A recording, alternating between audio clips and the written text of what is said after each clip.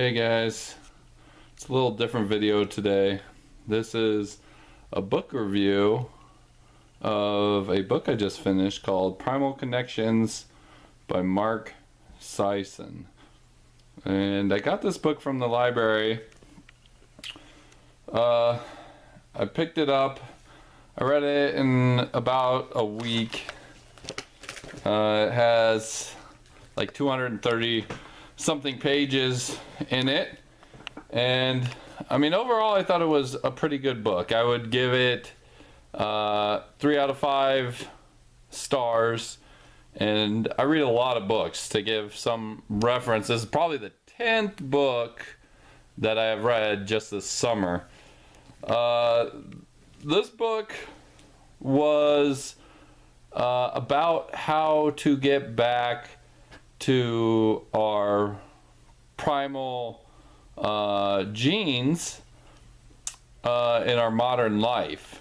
So the meat of this book is that for 100,000 plus years of human history, we were hunter-gatherers and not office-going, sedentary lifestyle living people. We were semi-nomadic, and we traveled and we lived in small family groups. We didn't live in cities, we didn't drive cars, we didn't go to the supermarket, none of that. And so this book is just helpful hints about why living as primitively as you can in this modern life can have positive benefits. Now, for me, like, I'm a pretty primal guy, I'd like to believe. So, I mean, it was nothing groundbreaking for me.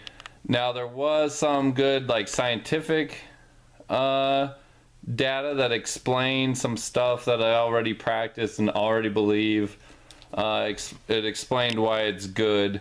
For instance, one thing that I really liked was it talked about how getting out in nature is good for boosting up mood and releasing endorphins and different chemicals in your brain to make you feel happier. And also being around, like, I really like waterfalls and rivers and the ocean, and it talked about how those places have negatively charged ions in the air, and that our bodies crave that, and it makes us feel good when we're in those places. So it really made a lot of sense.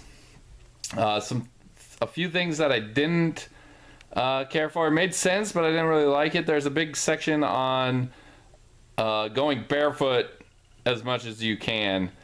So the theory goes that for most of our evolution, most of our time on the planet, people didn't wear shoes, or they wore very limited shoes, moccasins, or sandals, or something primitive of those sorts, not these big arch supporting shoes that we have today. So I thought I'd try to implement some of this in my own life, and I started doing some walking barefoot.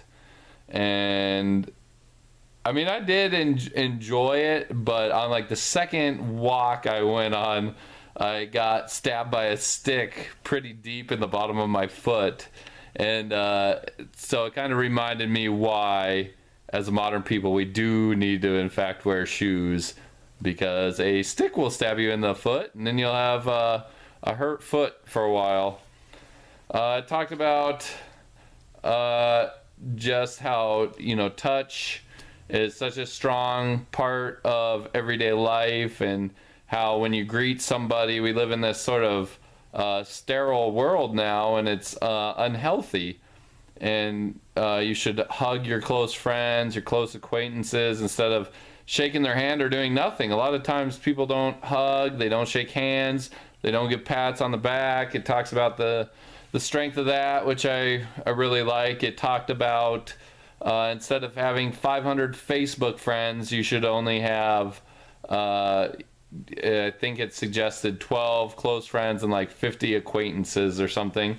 So I really enjoyed that aspect of it also.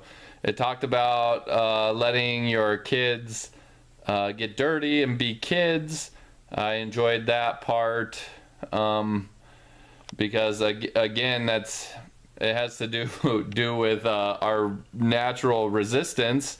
So if kids aren't getting dirty, if people aren't getting dirty, they're more susceptible to infections and diseases because they haven't built up these antibodies from playing in the dirt or playing outside or whatever.